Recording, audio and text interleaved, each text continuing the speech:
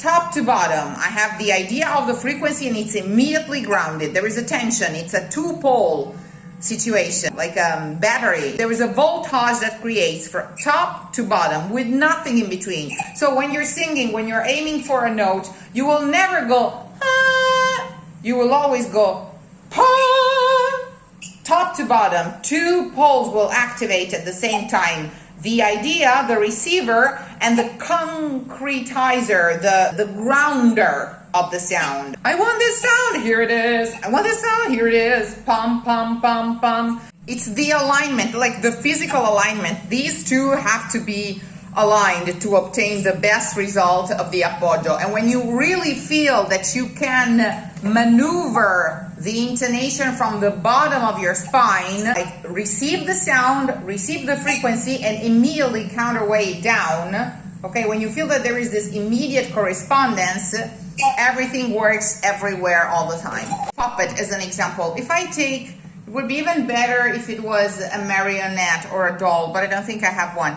I mean, if you hang something from the top of its head, imagine this was a real person. If you really hang it, imagine how the spine would react. The legs would actually hang, and you would have an immediate correspondence between the top, the behind part, the back top, let's say, of the head, and the coccyx, okay, the sacrum and the coccyx, which would act as a tail. This correspondence is of huge importance in singing. So whenever you start your morning warm-up and your morning posture, always go from here, from this lifting from the back top of the head, and see how it goes. You will notice immediately that if you take it to a certain extent, you will have a smaller breath. You will be able to breathe less, to have a smaller excursion of the diaphragm, but of a different kind. And that's exactly the right one, because you don't have to breathe much in terms of amounts of air when you're singing. You have to stay very oxygenated, which is why we work a lot on the apneas, because the apnea, if correct, favors the oxygenation in the muscle, oxygenated in the brain, but the air is very little. And in fact, when you're singing, you're using the voice is not a wind instrument, you are withholding. It has to be very little and very, very gently managed and mostly contained. That's what you do. You take some for your oxygenation and you cherish it, and you use your posture not to make your diaphragm collapse. So let's go from there, from this gentle pulling, as if it was from the hair, from the back top of your head, and see how far you can go. And meanwhile, open your hearing. Once you have found the feeling, once you have found the spot that has to go towards the ceiling till touching the ceiling in a way, drop your arms, otherwise the experiment will not work. And keep narrowing the gap between that spot and the ceiling, ideally. And see how the attitude of your entire spine changes, and how you have to find a new balance in your pelvic pavement, and you have a whole new awareness of your pelvic pavement, of your lower abs, of your sacrum and coccyx, just in order to keep erect, if you're really demanding that the posture goes from there and lifts from there. Can you feel it? And the position of the diaphragm is already correct. It's already open, so the abdomen is already sucked in. So one more time. From the top of your head, gently all the way up, as if, as Plato puts it, as if the gods were lifting your head from above. Without exerting in the beginning any forcible movements on your chest, just pull yourself up and check this correspondence, this North Pole, South Pole correspondence between this ideal point of hook that is a span over your head and your coccyx. That's your string. That's the string of your instrument. The more you find this elevation and this alignment, the more you will feel that everything else in between will collapse. That your head will start leaning forward as if you were almost falling asleep, and you will have no way to manipulate, maneuver this part of the instrument, which will be left alone vibrating independently and spontaneously the way it's supposed to. And at the same time, check this correspondence. You know, this is the opening of the umbrella, top of the umbrella, handle of the umbrella. The handle of the umbrella, or the handle of the sword, as we were saying, is in your tailbone. And you can also look at it this way, if this is your head. It doesn't really matter. And this is your diaphragm. It doesn't really matter. But the minute you start pulling one end, you will see that the other end offers a resistance in order for the alignment to happen and for you not to fall either forward nor backward. Feel that alignment, and even this containment that you're having right now is some sort of a vocalise. So if you just explore inside how much you can breathe in this position, because you will see easily that you cannot have a super full breathing in this position. In fact, when we're having the fullest breathings, like when we're sobbing or laughing hard, we are always bent forward, because the maximum pulmonary capacity is on the back of the pulmons and of the lungs, and that's not what we want. We want little air to be intaken and optimized for oxygenation, and that's it. You don't need a lot of air, or you would hyperventilate. You would have a lot of air pressure under your larynx, and it's not what we want. We want a little air in a perfect posture, in a perfect alignment that favors the correct appoggio. Now, you've been working on it for a while. Now that's what I want and what I call vocal fry.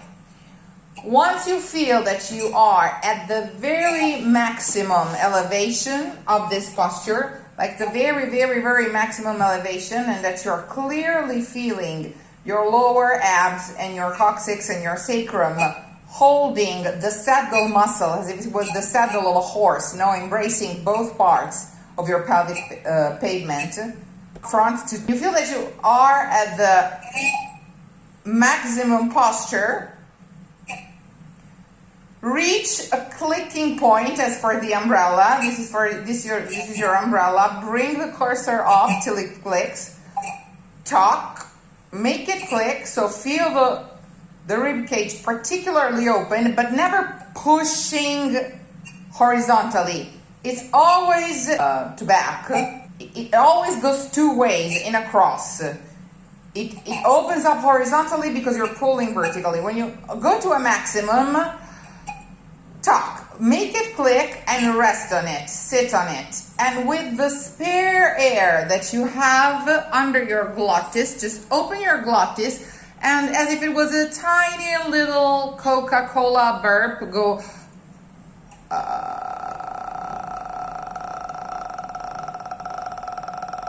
no voice at all. I'm not talking about nothing of that. Like just air, just if you had just filled a balloon with air and just gently let go of the mouth of the balloon. It's weird, it's really tiny, it's really narrow. And if well done, it's a balm for the voice, and it's a sufficient warm-up for any occasion. So, tuck, tuck, tuck, tuck, tuck, tuck, tuck, up, and upper, and upper, and upper, and feel the counterweight in my abs, and feel the counterweight in my tailbone, and feel the counterweight in my pelvic pavement, and click. And click. If you were a woman, I would tell you at the height of your bra. Click, because that's exactly where you have the mouth of your stomach and your diaphragm, okay? Your diaphragm has two little teeth here that connect it to the rest of your muscle, to cartilage, to tendons they are, basically. There are two here and four back here that attach it, that make it that nail it to the rest of the muscles. Okay, tuck. So really make it click, fall asleep on that click, and with what's left, give it a try.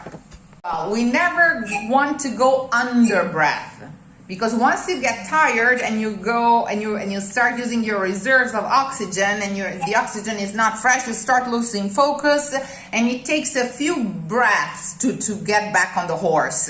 So never exaggerate with the length. It's not a race. On the other hand, okay, it's about keeping oxygenated with very, very small intakes at a time. Good job with glissando. Keep doing that, and now question your body. When you want to push the glissando a little further pitch-wise, when you want to pitch that noise a little higher or a little lower, how does your pelvic pavement, coccyx and sacrum intervene? Does it? I mean, do you feel this sort of joystick in the lower part of your spine that is helping you to pitch that noise so that you don't have to intervene at the larynx level? Question yourself when you do that this time. See how you can intervene from the very lowest part of your spine to help that noise be pitched without you doing anything up here. Good job. Help you have the feeling of a change of pitch in the noise, like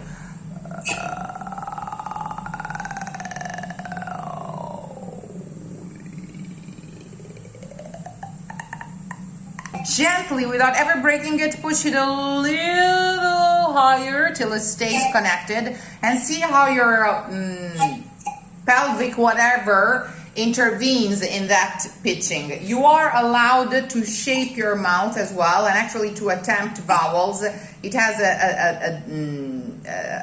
a purpose. In fact, it is a variant of the exercise.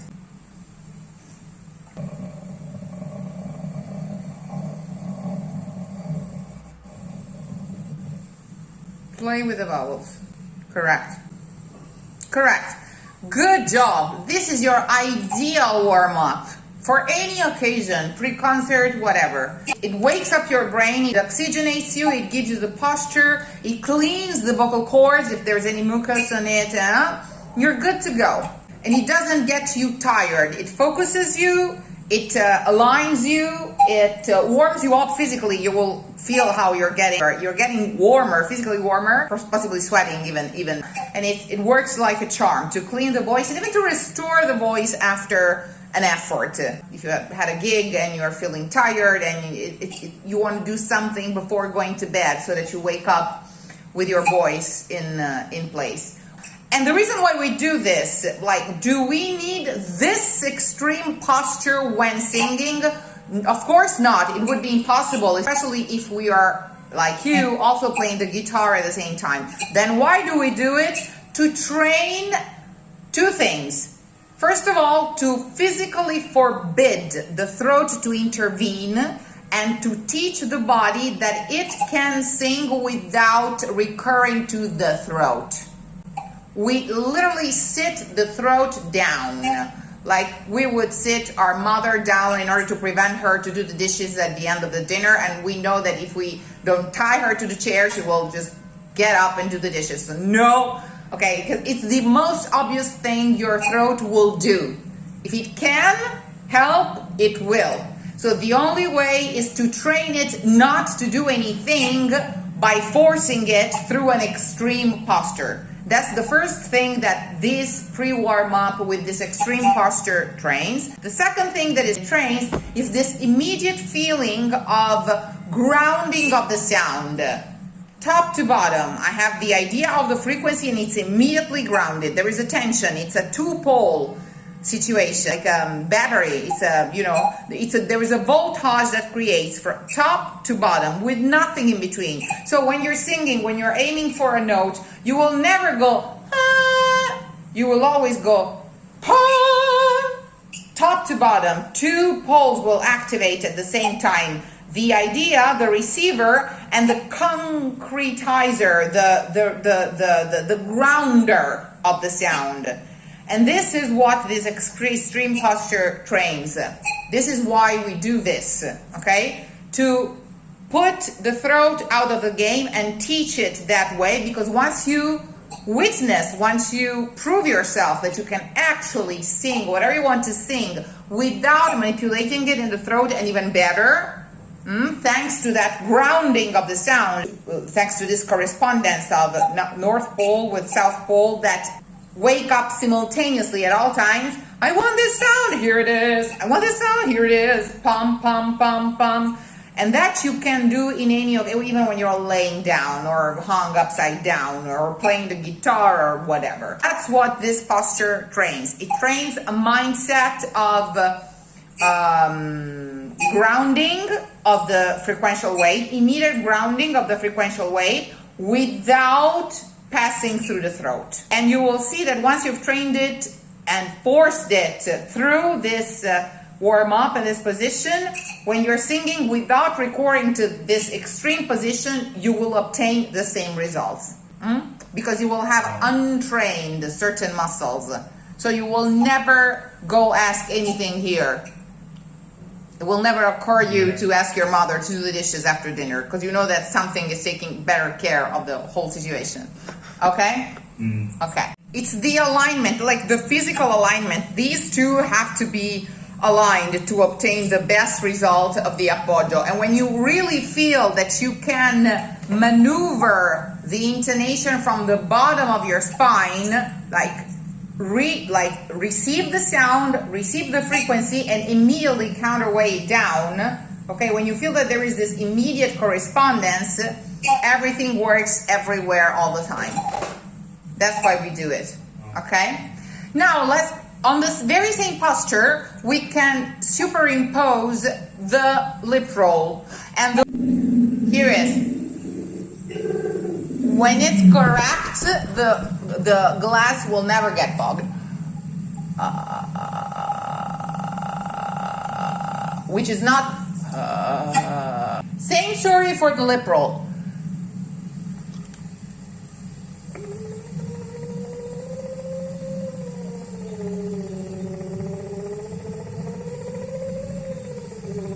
It's more a vibration, electricity in the lips, but the air is very contained. Both exercises are actually triggered by an excess of air containment and pressure in order not to let the air out. What I'm trying to do is to withhold the air. The exact opposite of pushing it out, even in the lip roll.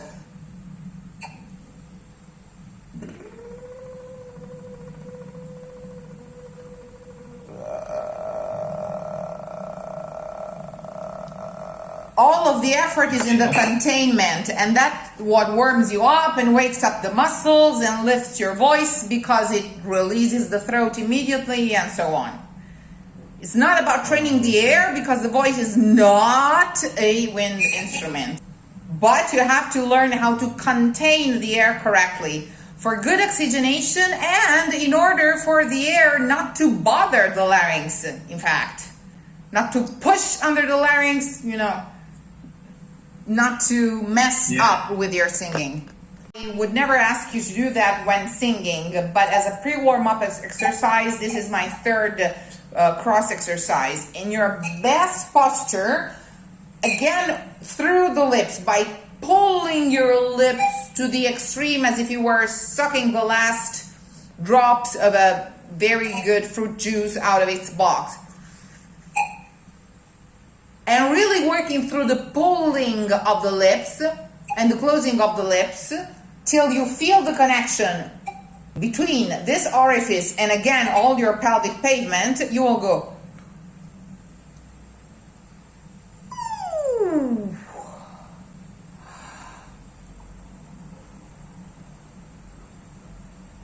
And I'm making several attempts because at every time that I pull my lips further and close them further, I feel that there is a connection with this. One more time.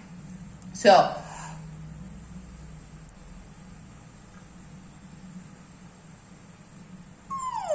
I imagine the highest pitched noise that I can imagine and try and aim it as if I was just squeezing a verse out of myself, like a bird would do, relating to its tail and to its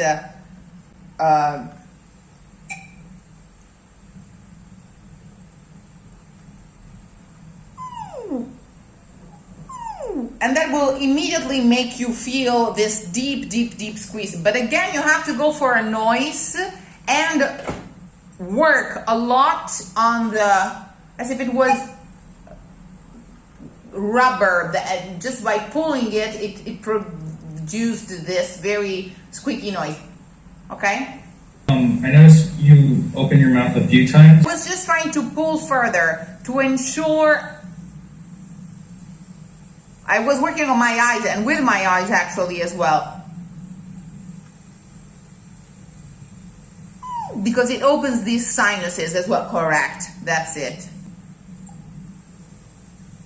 That's it. Were you breathing in during that whole time, or was it sits on your apnea like the vocal fry. Ready, maximum elevation, steady. Sit on it, work on this extreme pulling, and feel how this extreme pulling keeps exasperating your awareness of your pelvic pavement. When you feel like you have reached a maximum, attempt this squeaking ooh or something, which is more noise than a vowel again. And see how it squeezes out of your of your tailbone. Correct. You'll just do one and you'll rest.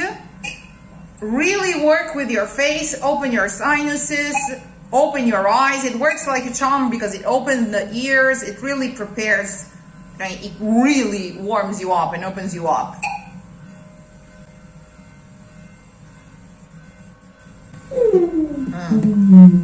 Don't go for a sound, go for a noise. The squeakiest you can find, as if it was produced by a physical squeezed gum sound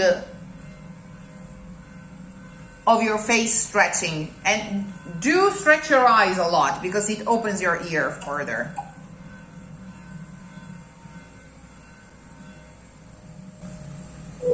Correct. Wonderful. Yeah, really well done.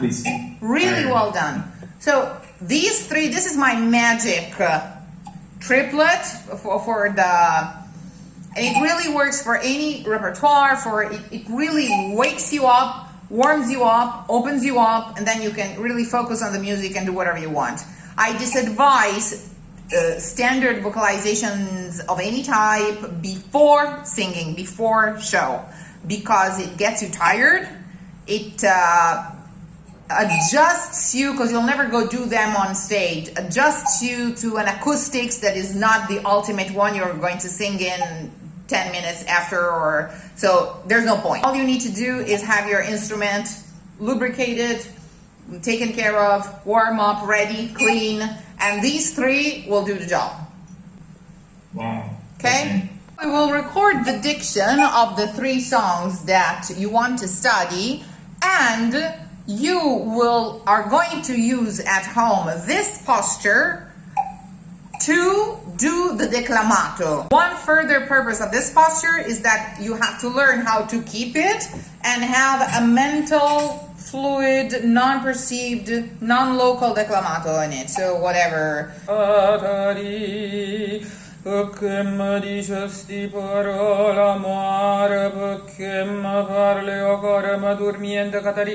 When you have started the non-local placement of your diction on this posture, the piece will sing for itself, because you will never, not in your worst nightmares, bother to go merge your diction, which is mental and abstract, with your emission.